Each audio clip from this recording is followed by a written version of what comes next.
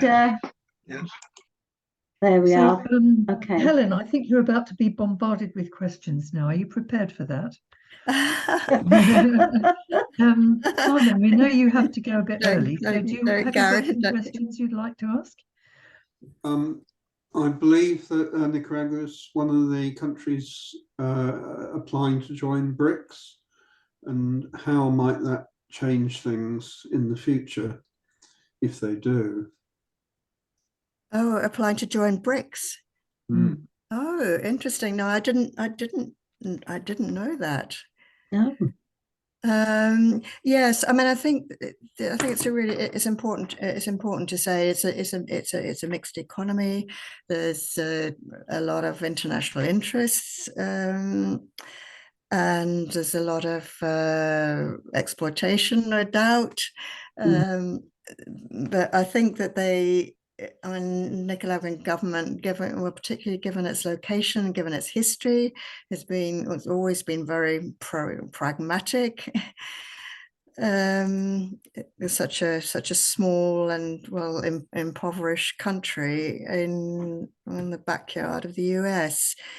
So, well, I think what's actually happening is in Nicaragua again is in the cross currents of geopolitical developments, and I think that the government, Sandinistas government, has just completely run out of any patience they ever had with the US, and have now. Well, I think since they returned to power in 2007, they've always said, well, we need to diversify our trading partners, and that's what they've set about doing. And particularly now with US sanctions, which look like becoming ever more strict, they're looking to China, they're looking to Russia, they're looking to Iran, and there was a Russian delegation in Nicaragua quite recently. We visited Brazil, and I think they're in Cuba as well. There was a Chinese, because Nicaragua, for that neoliberal period and up until about a year ago, actually had relations with Taiwan, but then they cut off relations with Taiwan, and since then there's been a very, very rapid acceleration of relations with China. And there was a big Chinese delegation in Nicaragua quite recently, and it looks like they will be very involved in things like infrastructure, financing infrastructure development, ports, possibly a railway, not a canal. And I just hope that canal just disappears off the agenda forever, but possibly also some of the social programs, housing programs. It looks like they'll be developing.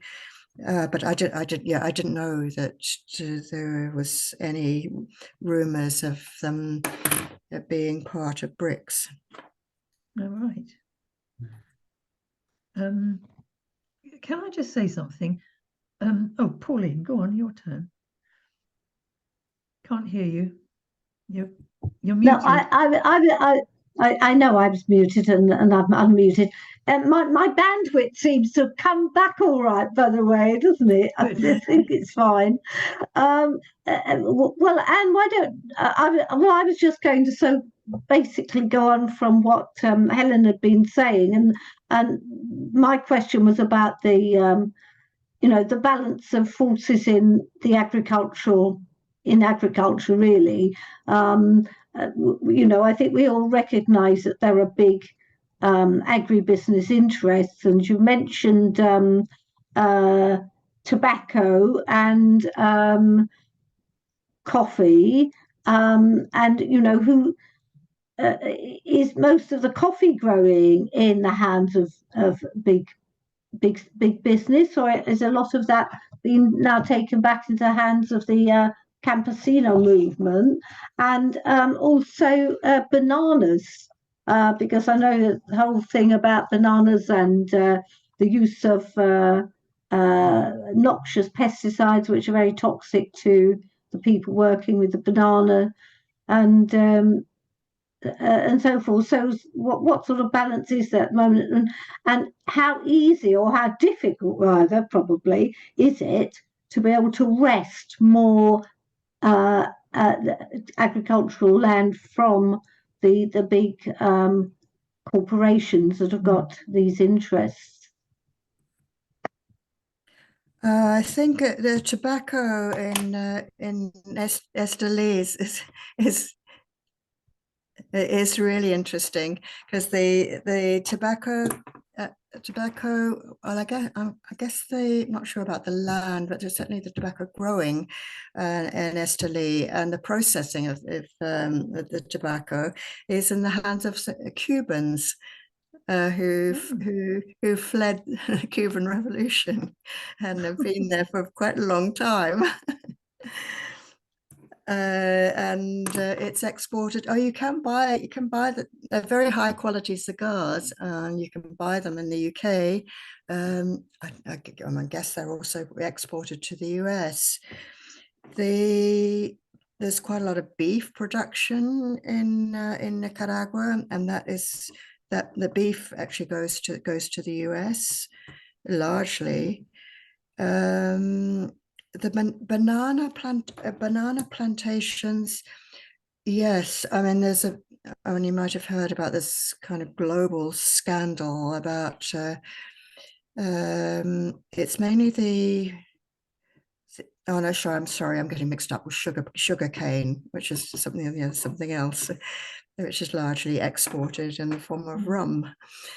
The banana production, I really don't know. I know it's mostly in the Chinandega area, but I really don't know much about what happens there, or even where they're exported. I mean, it's not enormous compared with the production of some of the other products in Nicaragua.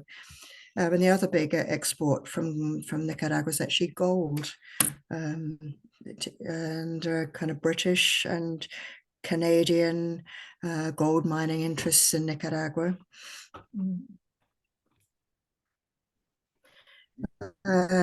Yes, just in terms of the corporations and land rights, I think that when the Sandinistas came back to power in 2007, they were faced with the most colossal mess in terms of property rights. There were, because at the time of in the 1980s, in the middle of the Contra War, although a lot of land was distributed, a lot of people just never had, in both urban and rural areas, just never had titles to their properties. So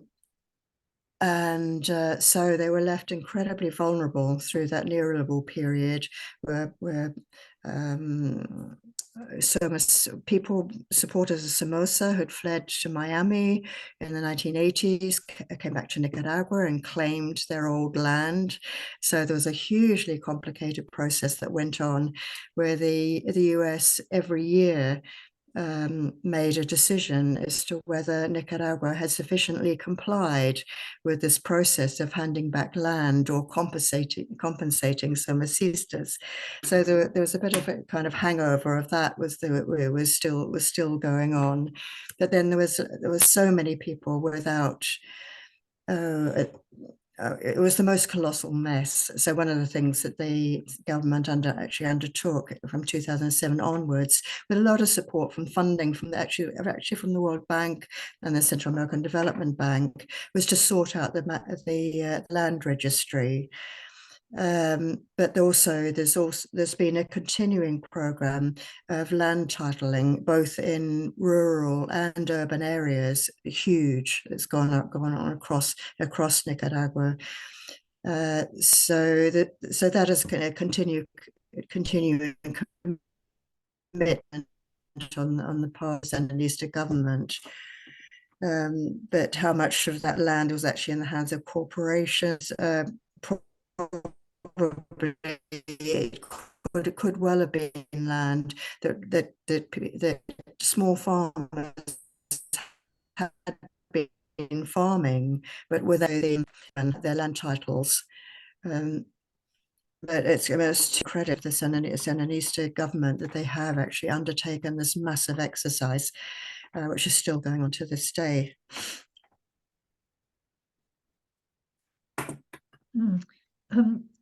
Helen, I'm massively shocked that the United States has, and the corporations have such influence in Nicaragua. And it's a kind of contradiction that at the same time that Nicaragua is being inflicted with sanctions by the United States, it's actually exporting products to the United States. What's your take on this? Well, I think that for Nicaragua, I mean, the US has pretty much always been their main export market. And there was obviously terrible problems in the 1980s because of the economic blockade and the impact that had on the economy. It was absolutely horrendous. And I think that the Sandinista government, when they came back into power, their position was, well, never again do we want to be in that situation where our main export market is completely and absolutely blocked, and it'll be the poorest and the most marginalized that suffer the consequences of it. In terms of the ownership of some of these companies, but the beef and the cattle ranching, as far as I know, that's mainly in the hands of Nicaraguan capital. And the tobacco, well, as I mentioned before, that was the Cubans who were in there. And the banana plantations, the sugar cane, that's mainly, and the rum, the company that made that is actually in the hands of the richest family in Nicaragua, who kind of remained in Nicaragua right through that revolutionary period. So it'll be some Nicaraguan capital and some outside interests. So it's a problem then of a mixed economy. Yes, yes. And what kind of power do the Sandinista government have? I mean, what proportion of the electorate do they have behind them, and what more could they do to put Nicaragua in the hands of Nicaraguans? Well, in terms of the opinion polls, the support for the government is actually very, very high, and that, I think, largely because of all the extraordinary range of social programs that they've put in place since they came back to power. So it's kind of free healthcare and education was one of the first ones, but it's also all the rural development programs, the programs that support the social economy, and yeah, I mean, I think that, well, up until 2018, that the government did actually have pretty good relations with the business sector and with companies that invest in the free trade zones, for example. The free trade zones are a major employer in Nicaragua, like about 100,000 people. So that's huge. And then again, it's this. And how much leverage does the Nicaraguan government really have under the situation, under the context in which it functions? And I think there's been, since 2018, because quite a number of people or companies in the business sector or key business people actually sided with the opposition and the attempted coup. So there has been a bit of a falling out between the government and the business sectors. But still, it's in the interest of the government believes it's in their interest, in the interest of the government of the country, and economic and social stability, to maintain these relations in the export markets in the US.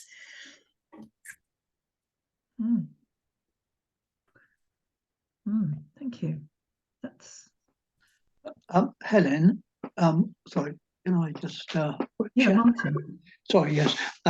Yes, Helen, you mentioned food sovereignty as being an objective that the LVC seeks. How successful has that been? Has the production of basic foodstuffs increased, and is Nicaragua able to feed itself now, or does it have to rely on imports? I think that this is actually a real success story for Nicaragua. I mean, one of the things I've been trying to find out is how food sovereignty is actually calculated, and I'm still searching for the answer. But according to the ATC and government information in Nicaragua, the country is something like 90%. Sufficient in basic foodstuffs. But in the Nicaragua context, that means kind of rice, beans, fruit and vegetables. In terms of what, so that's the basic food that Nicaraguan families would consume. I mean, the things that would be imported would be things like kind of wheat and flour and things that are obviously not going to be growing in Nicaragua anyway. But in terms of where is that food coming from for local consumption, probably about half of it would be from small farmers, because it's a major sector in Nicaragua, and about half probably from bigger, larger scale farming interests. And particularly rice is in Nicaragua is not doesn't tend to be grown so much by small farmers, but by I guess because of the kind of inputs you need in order to grow rice and harvest it. Is more kind of bigger interest in a particular part of the country. Yes, I think maybe just to add, in the small farming sector, during that whole horrendous period in 2018, the period of the attempted coup, when the government complied with what it had agreed, and actually withdrew the police and the army from the streets, and the opposition set up what they call tranques, which are roadblocks throughout the country. They paralyzed the country, caused kind of enormous suffering and destruction, but it was really the small farming sector that helped to maintain the food supplies over that period. If it hadn't been for that sector, and the fact that the markets were able to operate, I mean, under a lot of difficulties. Who knows what could have happened, but the situation could potentially have been worse. So at that time, then the local small farmers were feeding the local urban population through something similar to farmers' markets in this country. That's right. Yes. Same sort of principle. Yes. Anyway, and so if they don't grow much rice, the small farmers, what are their main crops? Oh, there would be beans. Well, that's another staple crop in Nicaragua. It's red beans. Some of them are growing coffee for export, and then just well, vegetables, fruit. Some of them also be keeping chickens, pigs, a strange kind of sheep that has no wool. It has very long ears and no wool. Okay. So some Right. of this would be for their own consumption, or Yes. kind of a barter system. They would have with neighbors in their communities, or some for selling in local markets. Right. Okay. So, Pauline, sorry. yes. Go on. Sorry. Yes. Thank So you. Can I come in? Yeah. Can I come in? I've been trying to Yeah. get in, Martin. Yeah, go on, Yes. go on. Okay. Thank All right. you. That's fine. Carry on. Carry on. Yes. Just a couple of. Thank you so much, Martin. Thank you. Yes. Right. Okay. Just a couple of comments, really. Yes. I think it's quite remarkable that Nicaragua has managed to achieve such a very high degree of food sovereignty, like 90%, and including rice. I'm just contrasting that with Cuba, because Cuba virtually imports all its rice. So they cannot be anywhere near food security and food sovereignty in Cuba, I wouldn't have thought. Also, on the question of the mixed economy, people say, "Oh, it's a mixed economy." They're between a rock and a hard place. I mean, the whole of Central America is under the threat of CIA-inspired coups all the time, basically. I mean, they have the object lesson of Honduras in the recent past, but of course there were so many at the time when the Cuban revolutionaries were sort of around. We had Guatemala and where else? Anyway, absolutely dreadful. So it is very, very hard for them to, I think the picture that you painted is quite extraordinary. And the fact that there's been such a carryover from the time of the revolution against Somoza and now in terms of the agricultural development and the way that has been continued, basically, despite those 17 or 16 years of neoliberalism. I think we really ought to congratulate the Nicaraguans on what they've achieved so far. And I'd just like to congratulate Helen on what she's managed to put together, and you've spoken fantastically well, despite the fact that we weren't able to get the PowerPoint. And on that subject, perhaps I could send that PowerPoint to Sylvia, who's our secretary, so that she can, maybe able to put some more flesh on the bones of the notes she's, I'm sure, been avidly taking. Thanks, Pauline. Martin, did you want to carry on with your questions? You're muted, Martin. Thank you. Yes. Yes, I was going to make a similar point to Pauline about comparison with Cuba. Yes. Food sovereignty. Yes. I think that's yes, one of the things I was going to say, just as an aside, on how Nicaragua has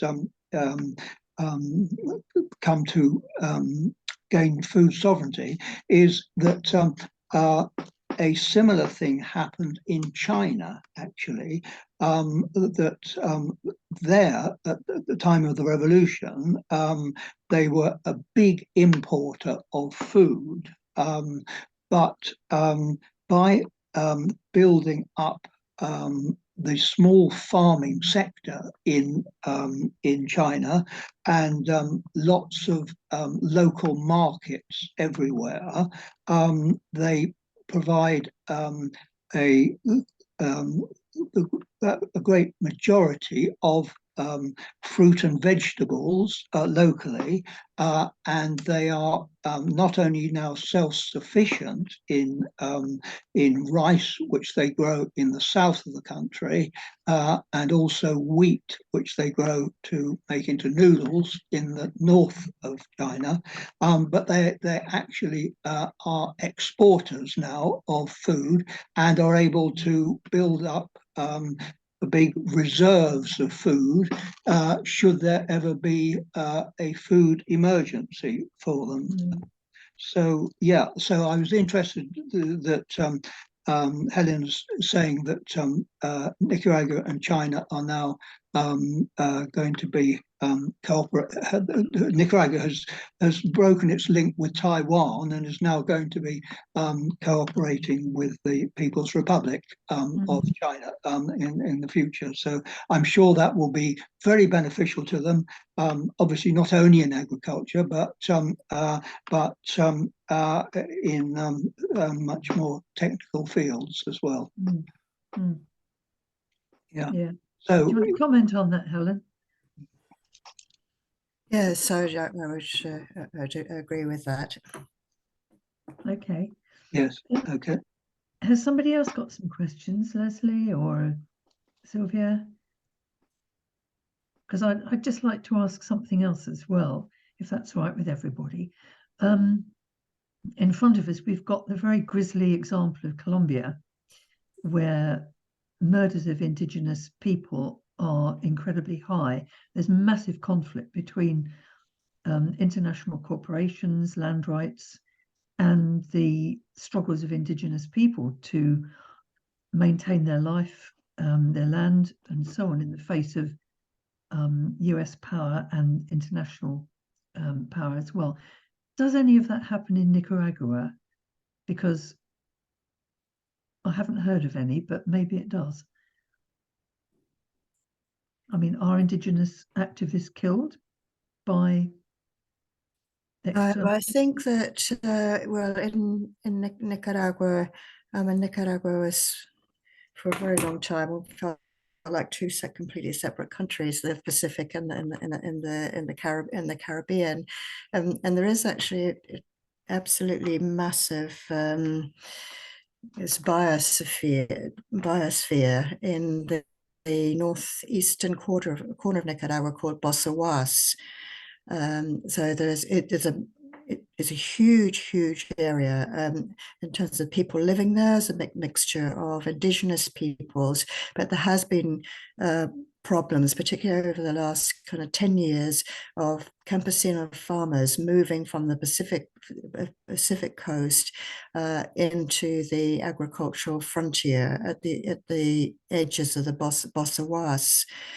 And there have been conflicts between those campesinos and indigenous peoples.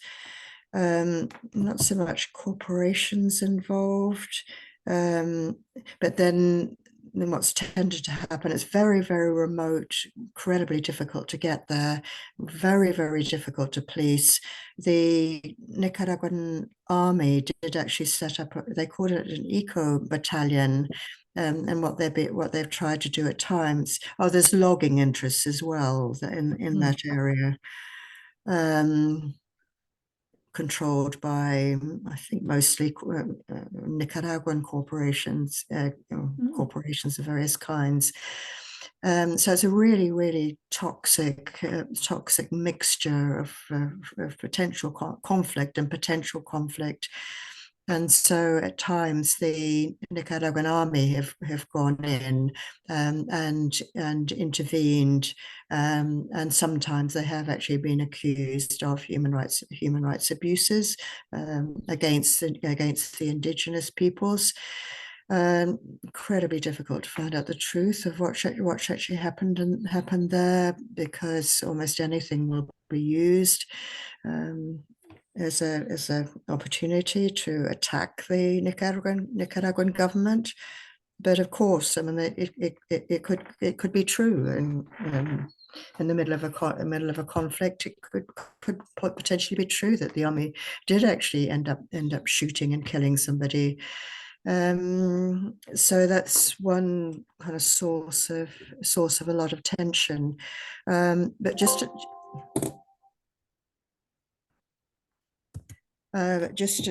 terms of just in terms of land rights, a lot of that area on the Caribbean coast has been declared indigenous land, and that it covers about a third of the land on the whole of that coast, and that's something that's happened as a result of the Sandinista autonomy processes that happened in the 1980s, and then have been voted into law. More recently, as part of a whole process of land titling. But I think, yes, Colombia is a whole different situation in many ways. I mean, Nicaragua's got a population of 5 million and is tiny compared with Colombia.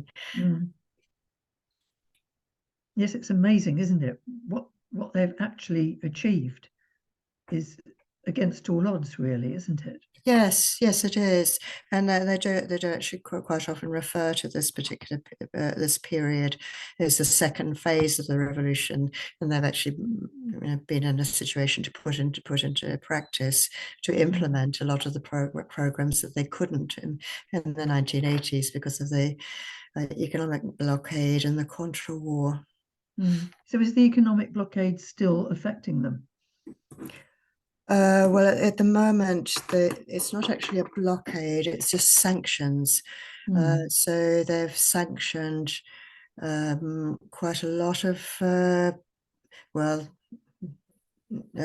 president and vice president, but also quite a lot of the ministers, the head of the army, the head of the police, the head of the Supreme Court. They've all been sanctioned.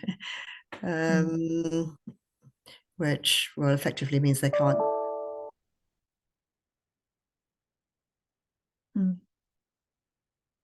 Oh, what's happened? Oh, Helen's disappeared. Can you hear us, Helen? Or have you gone?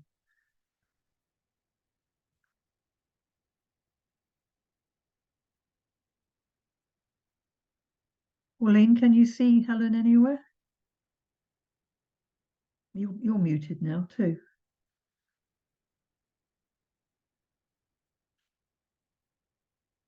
Pauline, you're muted.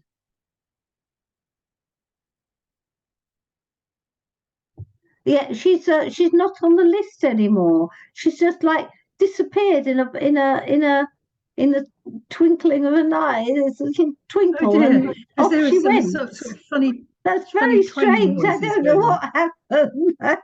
Oh, well, we've only got 3 minutes left, so I mean, basically, I'll email her and say thank you so much for her presentation, and I think it's been very valuable in terms of explaining the complexities of the incredible complexities that I didn't realize. I had the impression that Nicaragua had pretty much control over the whole country, but it's obviously hasn't. And I mean, I think it's very salutary to see the problems of a mixed economy, and the problems that brings. So if I do that, and Pauline, you could put up perhaps a couple of extracts from the conversation, and I'll email, or maybe you could do that, Pauline, email Helen to say thank you so much. And yeah, I just will. to say, thank you. Just to say that our next meeting is going to be one that Martin has organised, and it's going to be with, do you want to say something, Martin, about it? On May the 9th, it's going to be the international correspondent Yes, of the Morning Star.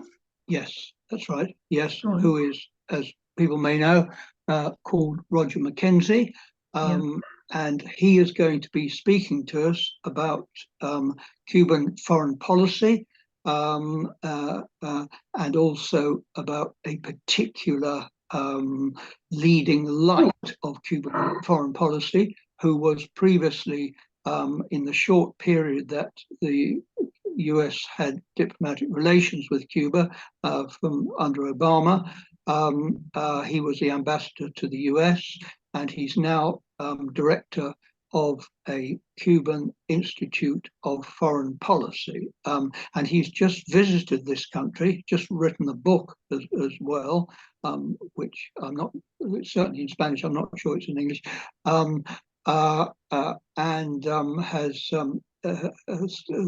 met Rob Miller and some of the other people on the CSC National Committee when he was over here, and he spoke also at in Parliament at the Cuba support group in Parliament, and so yeah. So that'll be on Zoom, by the way, because Roger, although we invited him to come in person and told him how nice it would be in Brighton, but he's too busy, unfortunately, to make it down to Brighton. So it'll be on. Thank you, Martin. Sorry, I have to interrupt because we've got less than 1 minute. Right. Yeah, And okay. Helen has managed to come back in again. and thank you so much for coming, Helen, and thank you for your incredible presentation. And we will continue to support. There's a problem with the lead. We'll continue to support Nicaragua's Solidarity Campaign, and thank you so much for explaining such a complex situation. And you have our full support, and we will continue to send our money and support you. And thank you. Thanks very much. Thank you.